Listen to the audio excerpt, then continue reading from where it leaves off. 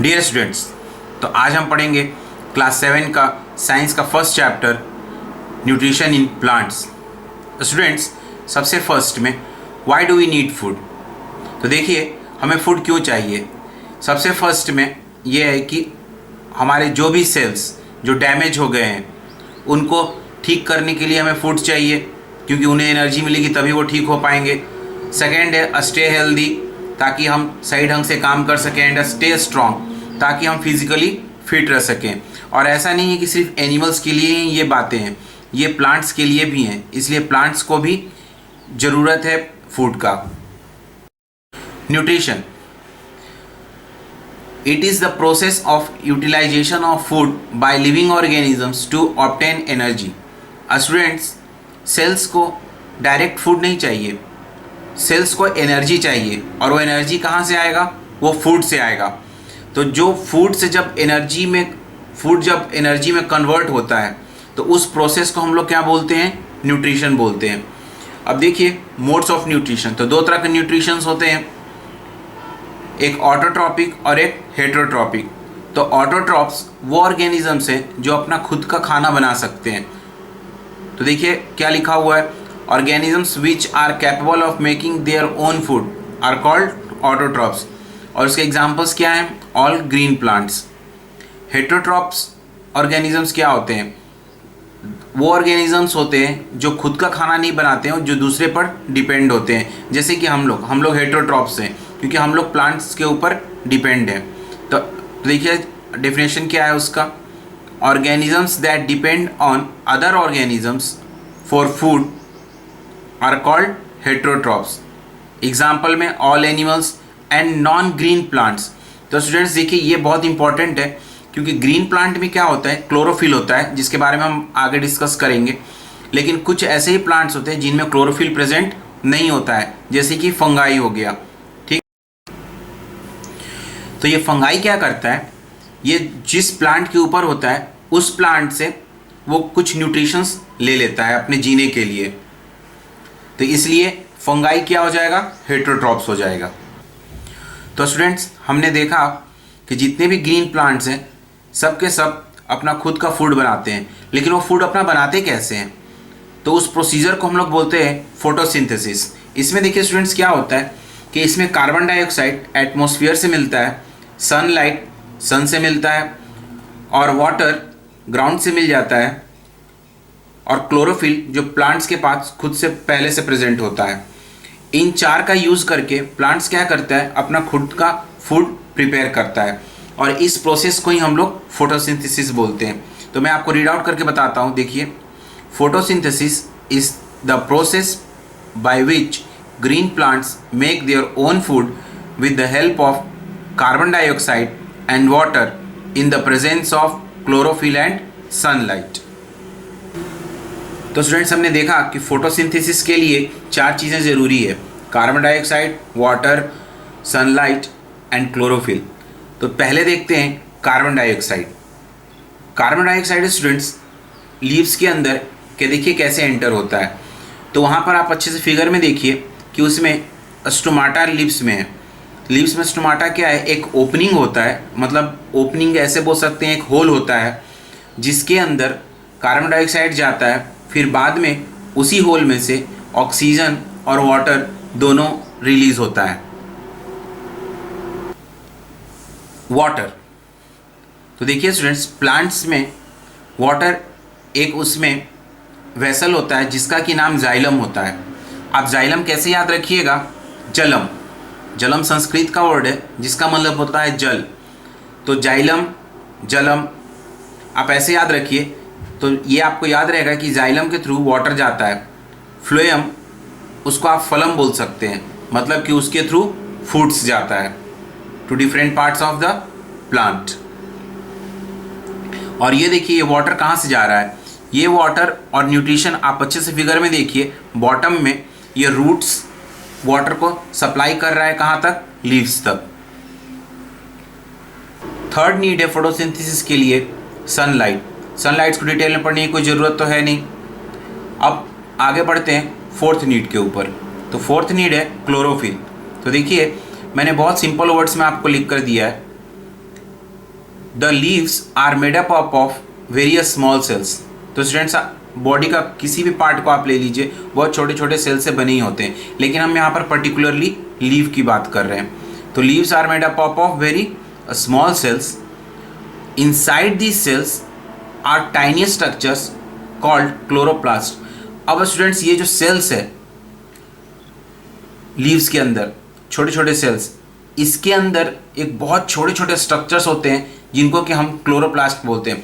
और स्टूडेंट्स, अगर आप देखिए यहाँ पर अच्छे से, तो यहाँ पर ये देखिए, ये जो है ना, ऐसा मत समझिए पूरा का पूरा क्लोरोप्लास्ट नहीं, ये जो छोटे छोटे जो गुच्छे बने हुए हैं या फिर छोटे छोटे कहिए आप नेकलेस के जो छोटे छोटे मोती हैं, वैसा आप समझ लीजिए। तो ये एक छोटे से जो मोती है ना, वो क्लोरोप्लास्ट है। अब इस क्लोरोप्लास्ट को देखिए स्टूडेंट्स, यहाँ पर बड़ा अच्छे से दिखाया गया है इस कवर के साथ में, और उसके अंदर ये जो आपको छोटे छोटे ये चॉकलेट्स टाइप के दिख रहे हैं ना, गोल गोल सर्कुलर्स, ठीक है, तो एप्पल लेवल टाइप के चॉकलेट्स जैसे, ये हैं क्लोरोफिल, जिसको कि ग्रीन पिगमेंट हम लोग बोलते हैं, ठीक है स्टूडेंट्स। तो ये क्लोरोफिल क्या है, ये ग्रीन पिगमेंट होता है, और इसके कारण क्या होता है कि क्लोरोप्लास्ट जो है ना हमें ग्रीन दिखता है, और ये क्लोरोप्लास्ट ग्रीन है इसलिए हमें ये पूरा का पूरा लीव्स ग्रीन दिखता है। तो स्टूडेंट्स, जब भी फोटोसिंथेसिस होगा तो उसी प्लांट में होगा जहाँ पर कि क्लोरोफिल प्रेजेंट है, या फिर आप छोटे से या फिर साधारण लैंग्वेज में आप ये समझ लीजिए कि जो प्लांट ग्रीन होगा वहीं फोटोसिंथेसिस हो सकता है और दूसरे प्लांट्स में नहीं हो सकता है, ठीक है स्टूडेंट्स। अब देखिए स्टूडेंट्स, ये बहुत इंपॉर्टेंट टॉपिक है, व्हाट हैपेंस ड्यूरिंग फोटोसिंथेसिस। तो फोटोसिंथेसिस के ड्यूरिंग होता क्या है जिससे कि प्लांट्स अपने फूड को बनाता है। तो देखिए क्या है, फर्स्ट पॉइंट देखिए, chlorophyll absorbs the sun energy. तो सनलाइट को एब्जॉर्ब करने वाला कौन है, क्लोरोफिल, जो कहाँ प्रेजेंट होता है, क्लोरोप्लास्ट के अंदर प्रेजेंट होता है। उसका देखिए सेकेंड पॉइंट क्या है, it is this energy that is use to split water molecules into hydrogen and oxygen. अब ये देखिए, जो सन एनर्जी, सन से जो एनर्जी आया जिसको क्लोरोफिल ने एब्जॉर्ब किया, उस एनर्जी का क्या यूज़ हुआ, उस एनर्जी को यूज़ कहाँ किया गया। तो प्लांट देखिए क्या यूज़ करता है उस एनर्जी को, तो वाटर मॉलिक्यूल्स। तो स्टूडेंट्स, वाटर मॉलिक्यूल्स H2O जिसको हम लोग बोलते हैं, हो सकता आप लोग हायर क्लासेस में पढ़िएगा H2O। तो वाटर मॉलिक्यूल्स दो चीज़ का बना होता है, हाइड्रोजन और ऑक्सीजन। तो ये क्या करता है एनर्जी, सन एनर्जी, इन दोनों को जो है ना स्प्लिट करता है। स्प्लिट मतलब इन दोनों को अलग अलग कर देता है, उन दोनों के अलग अलग टुकड़े कर देता है। तो हाइड्रोजन को एक साइड कर देता है और ऑक्सीजन को वो एक साइड कर देता है, ठीक है। अब देखिए ऑक्सीजन का क्या होता है, तो जो ऑक्सीजन जो स्प्लिट हुआ, जो टूट गया, उस ऑक्सीजन को जो है ना लीव्स बाहर एटमॉस्फेयर में छोड़ देता है, जिसको कि हम लोग यूज़ करते हैं अपने रेस्पिरेशन के लिए। और जो हाइड्रोजन है स्टूडेंट्स, वो जो कार्बन डाइऑक्साइड जो प्लांट्स ने एटमॉस्फेयर से लिया था उसके साथ वो कॉम्बाइन हो जाता है। देखिए अच्छे से, hydrogen and carbon dioxide are use to form glucose और फूड फॉर प्लांट्स। तो ये जो हाइड्रोजन है ये क्या करता है, जो कार्बन डाइऑक्साइड एटमॉस्फेयर से प्लांट में आया था उसके साथ वो जाकर कंबाइन हो जाता है। कंबाइन मतलब से जाकर जुड़ जाता है, और जुड़ने के बाद वो क्या बनाता है, ग्लूकोज, और वही ग्लूकोज फूड बनता है प्लांट्स के लिए, ठीक है स्टूडेंट्स। ग्लूकोज को हम लोग सिंपल कार्बोहाइड्रेट भी बोलते हैं। फोर्थ पॉइंट देखिए, fifth point sorry, some of the glucose is use to provide energy for the growth and development of plants while the rest is stored in leaves, roots और fruits for later use by plants। तो students, ऐसा नहीं है कि वो जो अपने लिए फूड्स बनाया वो पूरा का पूरा कंज्यूम कर गया, नहीं, उसने जो ग्लूकोज बनाया, स्टूडेंट्स ग्लूकोज आप ऐसे याद रखिए ग्लूकॉन डी का एक डब्बा आता है, ठीक है स्टूडेंट्स, वो ग्लूकोज है, ठीक है। तो वो ग्लूकोज क्या करता है, इंस्टेंट एनर्जी देता है ना हमें। तो उसी तरह से प्लांट में भी ग्लूकोज प्रिपेयर होता है। तो ये ग्लूकोज क्या करता है, एनर्जी देता है प्लांट को ग्रोथ और डेवलपमेंट के लिए। लेकिन ऐसा नहीं है कि सारा का सारा ग्लूकोज यूज़ हो जाता है। कुछ ग्लूकोज जो बच जाता है, जिसको कि प्लांट यूज़ उस समय नहीं करता है, उसको फ्यूचर के लिए स्टोर कर लेता है। और स्टोर करने का जगह कहाँ है, तो लीव्स में स्टोर कर लेता है, रूट्स में स्टोर कर लेता है, फ्रूट्स में भी स्टोर कर लेता है। तो स्टूडेंट्स इसलिए हम लोग जो फ्रूट्स खाते हैं वो देखिएगा वो मीठा होता है स्टूडेंट्स। ठीक है स्टूडेंट्स।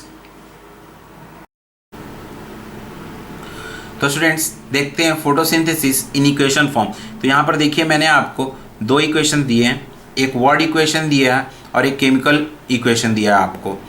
तो वर्ड इक्वेशंस में देखिए कार्बन डाइऑक्साइड प्लांट एटमॉस्फेयर से ले लेता है, वाटर जो रूट्स के थ्रू ले लेता है, और क्लोरोफिल जो प्लांट्स में पहले से प्रेजेंट होता है।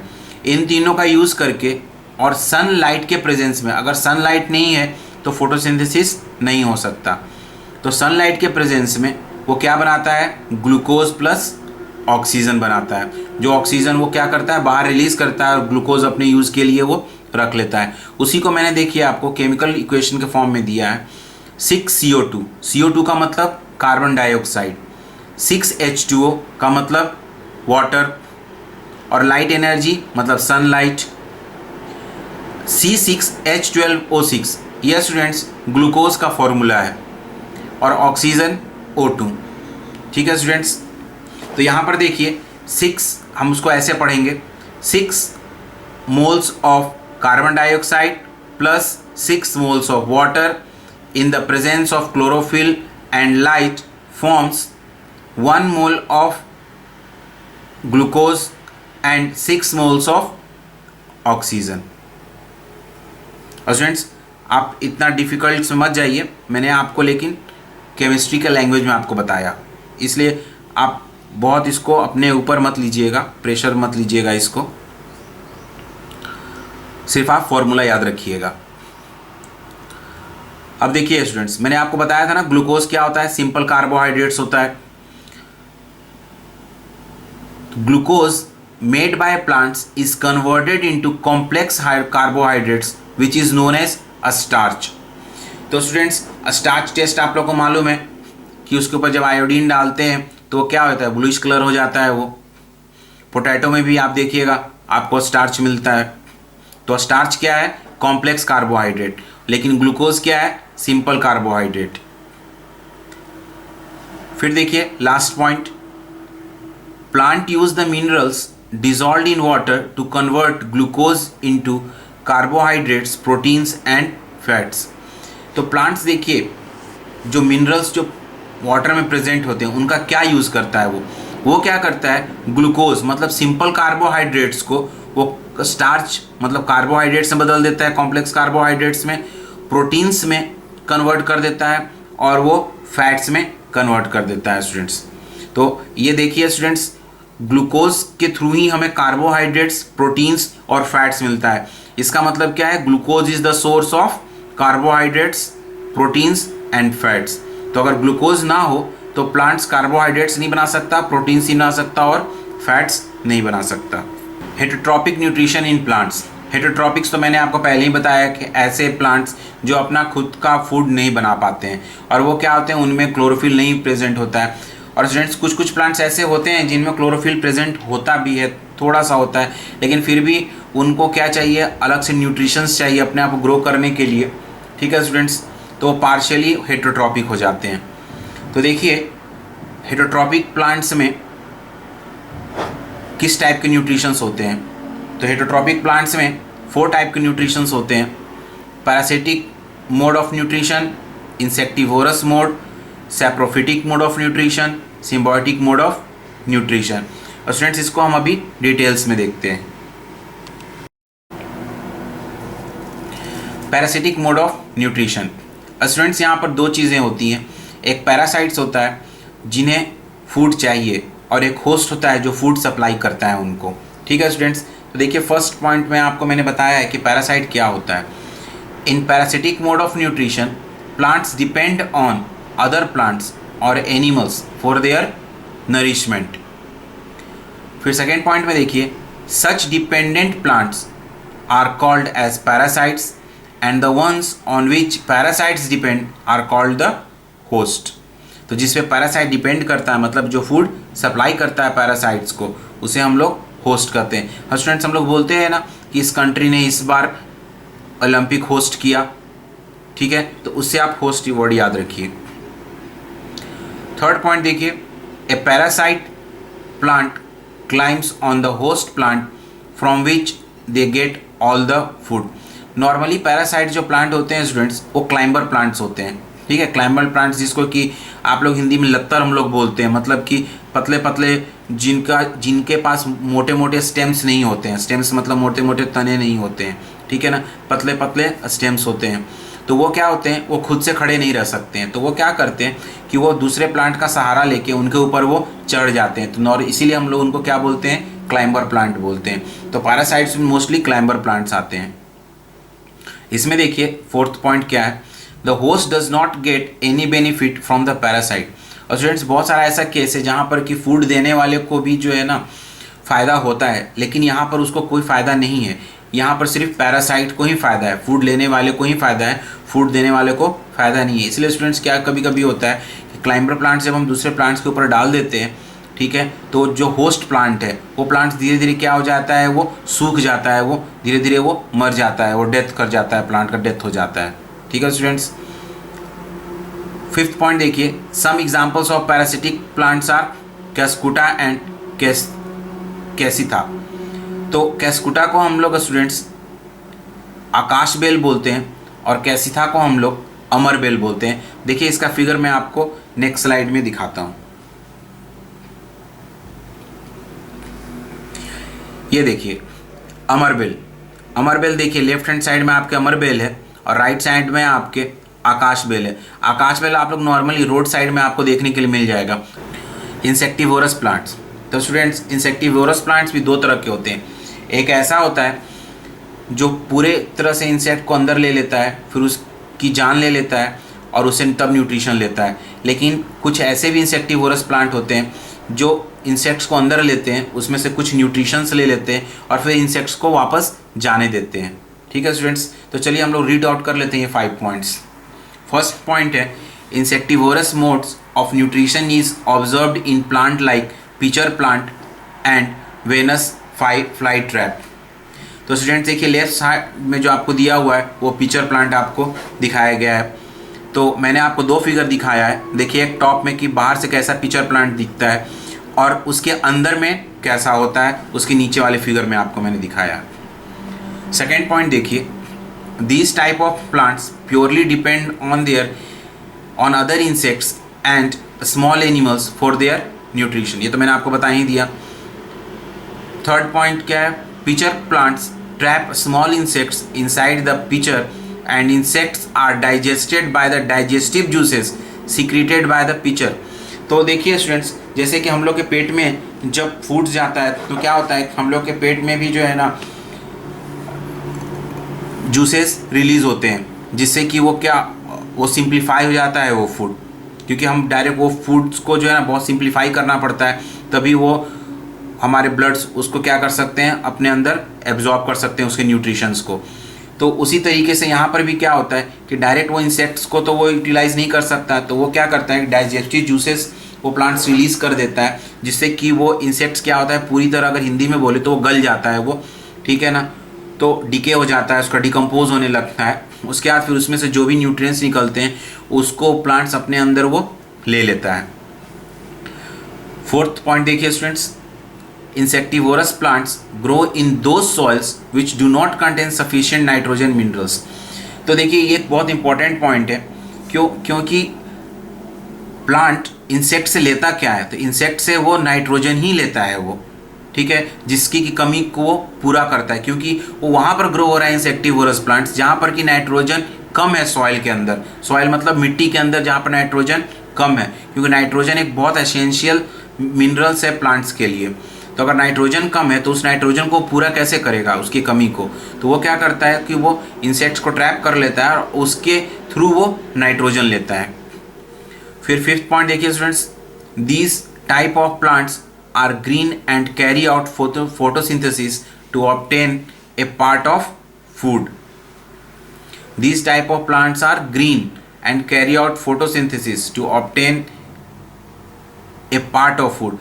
तो ऐसा नहीं है कि सारे के सारे वो बिल्कुल इंसेक्ट के ऊपर ही डिपेंड होता है, जैसे मैंने आपको पहले बताया था। वो क्या होता है कि कुछ पार्ट फोटोसिंथेसिस से कुछ फूड वो बनाता है, लेकिन जैसे कि नाइट्रोजन उसके पास नहीं मिल रहा है उसको सॉइल से, तो वो क्या करेगा, तो वो नाइट्रोजन वो इंसेक्ट से लेगा। तो उसमें फोटोसिंथेसिस भी हो रहा है पार्शियली, और पार्शियली वो इंसेक्टिवोरस भी है, वो इंसेक्ट से भी वो ले रहा है। तो मतलब वो हेटरोट्रॉपिक भी आ जाएगा और वो ऑटोट्रॉपिक भी आ जाएगा। वो सेप्रोट्रॉपिक मोड ऑफ न्यूट्रिशन। तो स्टूडेंट्स आपने मार्केट में मशरूम देखा होगा, तो स्टूडेंट्स देख लीजिए, मैं आपको सिंपल तरीके से बताता हूँ उसको कैसे ग्रो करते हैं। क्या करते हैं कि जो राइस का जो स्टेम रहता है, स्टेम मतलब समझ लीजिए कि ऊपर से राइस हमने निकाल लिया हार्वेस्ट करके, लेकिन नीचे का जो स्टेम रह गया स्टूडेंट्स, ठीक है, उस स्टेम्स के ऊपर क्या करते हैं, उसको डार्क रूम में ले जाकर उसके ऊपर पानी डालकर उसको छोड़ देते हैं कुछ दिन के लिए। तो वो क्या करने लगता है, धीरे धीरे वो डिके करने लगता है। अब उसके ऊपर जो है ना स्टूडेंट्स, हम लोग मशरूम्स का कल्टीवेशन करते हैं। तो उसी चीज़ को मैंने आपको यहाँ देखिए सिंपल वर्ड्स में बताया है। तो देखिए इसके लिए मैंने 4 पॉइंट्स बताया। तो फर्स्ट पॉइंट क्या है, mode of nutrition in which organisms और plant that obtain their nutrition from dead and decaying organic matter is called saprophytic mode. Second point देखिए, the plants which exhibit saprotrophic mode of nutrition are called saprotrophs. ये simple बस उसी चीज़ को बता दिया गया कि सेप्रोफिटिक प्लांट को ही हम लोग सेप्रोट्रॉप्स बोलते हैं।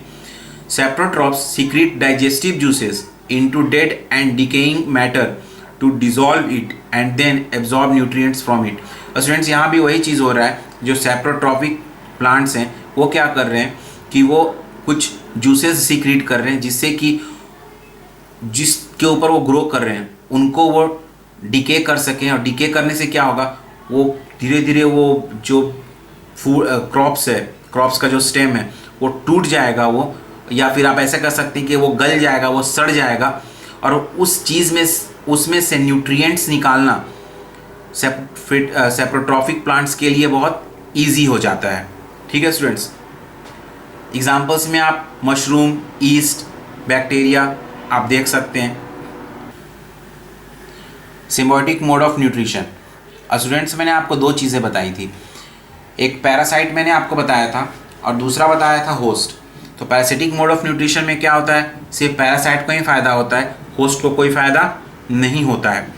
लेकिन यहाँ पर स्टूडेंट्स दोनों को फ़ायदा होता है, होस्ट को भी फ़ायदा होता है और पैरासाइट को भी फ़ायदा होता है।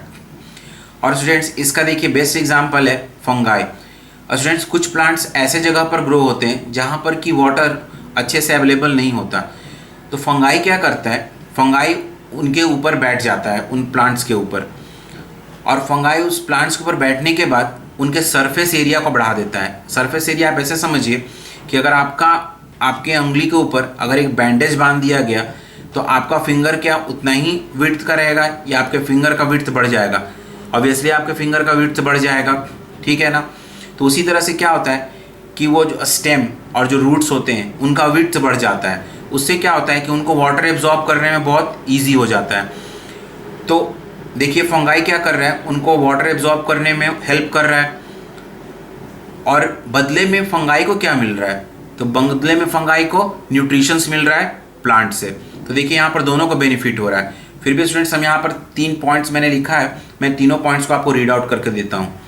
फर्स्ट पॉइंट है, in this mode of nutrition there is a close association between 2 different plants of different categories. मतलब कि सेम तरह के प्लांट नहीं होते हैं, अलग अलग कैटेगरीज के प्लांट होते हैं। In such type of association both the plants get benefited, मैंने जो आपको समझाया।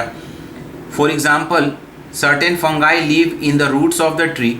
इन this case tree provides nutrients to fungi and in return receives help from it to take up water and nutrients from the soil। जो मैं आपको बता रहा था कि वाटर और उसको न्यूट्रिएंट्स सॉइल से लेने में ईजी हो जाता है प्लांट को। How nutrients are replenished in the soil. और स्टूडेंट्स स्टेटमेंट देखिए, मतलब ये है कि प्लांट्स क्या करता है, न्यूट्रिएंट्स तो लेता जा रहा है सॉइल से, तो सॉइल का जो न्यूट्रिएंट्स कंटेंट है वो धीरे धीरे क्या हो जाएगा, डिक्रीज हो जाएगा। तो फिर वापस कैसे उसको मेंटेन किया जाए, तो स्टूडेंट्स देखिए इसके लिए 3 तरीके होते हैं। एक ऐसा तरीका होता है जिसमें हम लोग फर्टिलाइजर ऐड करते हैं जो हमें इंडस्ट्री से मिलता है, जैसे यूरिया हो गया, सेकेंड है घर में बना हुआ मैन्योर्स, जैसे काउ डंग को यूज करके, लीव्स को यूज करके। और थर्ड है लेगुमिनस प्लांट का यूज करके। तो स्टूडेंट्स फर्टिलाइजर और मैन्योर्स से हमें नाइट्रोजन, फास्फोरस और पोटेशियम मिलता है। और रूट लेगुमिनस प्लांट्स में क्या होते हैं, रूट न्यूड्यूल्स होते हैं उसके रूट्स में, और उस रूट न्यूड्यूल्स के अंदर राइजोबियम बैक्टीरिया होता है। और वो बैक्टीरिया का काम ये होता है कि एटमॉस्फेयर में जो नाइट्रोजन प्रेजेंट है उसको नाइट्रेट्स में कन्वर्ट करके उसको सॉइल के अंदर वो सॉल्युबल फॉर्म में रख छोड़ देता है, जिसको हम लोग बोलते हैं fixation of nitrogen into nitrates. ठीक है। और बदले में वो क्या करता है, वो रूट से वो न्यूट्रिएंट्स लेता रहता है। तो यहां पर देखिए सिम्बायोटिक रिलेशन हो गया। सिम्बायोटिक रिलेशन कैसे हो गया कि बैक्टीरिया नाइट्रोजन को नाइट्रेट से फिक्स कर रहा है जो प्लांट्स के काम में आ रहा है, और बदले में प्लांट्स बैक्टीरिया को रहने के लिए घर दे रहा है और साथ में खाने के लिए न्यूट्रिएंट्स दे रहा है। ठीक है स्टूडेंट्स। तो चलिए इसमें जो पॉइंट्स है उसको मैं रीड आउट कर देता हूं। We know that plants continuously take nutrients from the soil in order to synthesize food. As a result of this, amount of nutrients in the soil decreases. और स्टूडेंट्स ये समझ में आ रही है बात जो मैंने आपको नॉर्मल सिंपल लैंग्वेज में समझाया। Nutrients in the soils are replenished by adding, replenished मतलब कि वापस कैसे मेंटेन करेंगे, replenished by adding fertilizers and manures। तो उसको हम कैसे फर्टिलाइजर्स और मैन्योर्स ऐड करके हम सॉइल के अंदर उसको वापस उसके न्यूट्रिएंट्स को मेंटेन कर देंगे। Fertilizers and manures contain plants nutrients and minerals like nitrogen, phosphorus and potassium. ये मैंने आपको समझा दिया है। Another way to replenish the soil is to grow leguminous crop. तो लेगुमिनस क्रॉप्स नॉर्मली आप जितने भी दाल वाले देख लीजिएगा, दाल मतलब पल्सेस हो गए, ग्राम, चना का दाल, पीज, मटर, ये सब स्टूडेंट्स लेगुमिनस प्लांट्स में आते हैं। The bacteria called rhizobium can take atmospheric nitrogen and convert it into a soluble form. ये मैंने आपको समझाया अच्छे से। But rhizobium can not make its own food, so it lives in the root of the gram, peas, moong, beans and other leguminous and provide them with nitrogen. ये students मैंने आपको बताया कि वो क्या करता है, वो रूट न्यूड्यूल्स के अंदर वो रहता है, उसी पॉइंट्स में यहाँ बताया गया है। In return plants provide food and shelter to the bacteria. इसके बदले में उसको बैक्टीरिया को क्या मिलता है, फूड और शेल्टर। कौन देता है उसको, प्लांट्स देता है। तो स्टूडेंट्स इस टाइप के रिलेशनशिप को क्या हम लोग बोलते हैं, सिम्बायोटिक रिलेशनशिप। ठीक है स्टूडेंट्स। तो ये स्टूडेंट्स आपका चैप्टर ये ओवर हो गया, फर्स्ट चैप्टर।